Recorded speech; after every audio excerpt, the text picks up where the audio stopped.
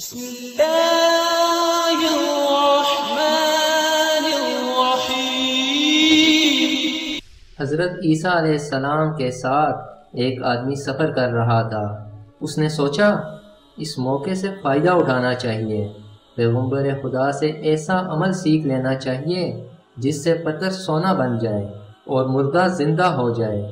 اس بیوقوف نے کہا کہ یا عیسیٰ علیہ السلام، مجھے بھی کوئی ایسا نسخہ دے دیں جس سے میری دنیا سنور جائے، میں پڑھ کر پھونک ماروں تو مردہ زندہ ہو جائے۔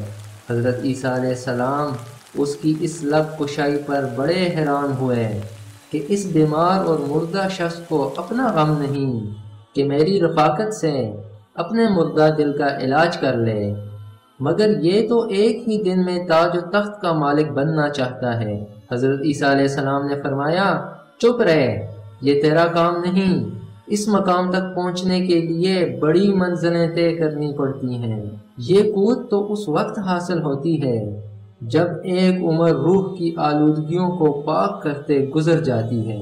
اگر تو نے ہاتھ میں عصا پکڑ بھی لیا تو کیا ہوا؟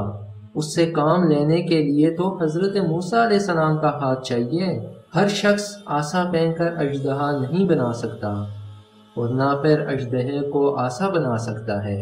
اس شخص نے کہا اگر آپ علیہ السلام مجھے یہ اسرار و رموز نہیں بتانا چاہتے تو نہ صحیح، میری یہ عرض قابل پذیرائی نہیں، تو میرے سامنے مردہ زندہ کر کے دکھا دیجئے۔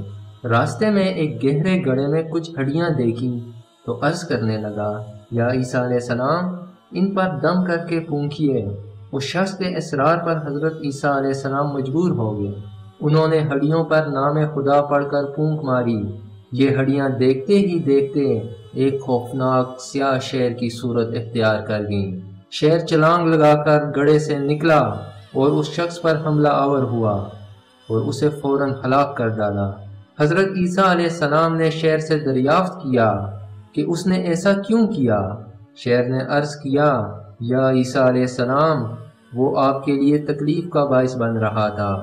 حضرت عیسیٰ علیہ السلام نے پوچھا کہ تو نے اس کا خون کیوں نہیں پیا؟ اس نے کہا ایک تو آپ علیہ السلام کا بے ادب اور گستاخ تھا، دوسرا اب اس دنیا کا رزق میری قسمت میں نہ تھا۔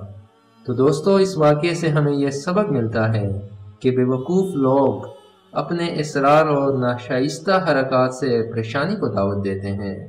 انبیاء کے بے ادب کو جانور بھی برداشت نہیں کرتے۔ اللہ ہمیں بے وقوف لوگوں اور ان کی صحبت سے محفوظ فرمائے، آمین۔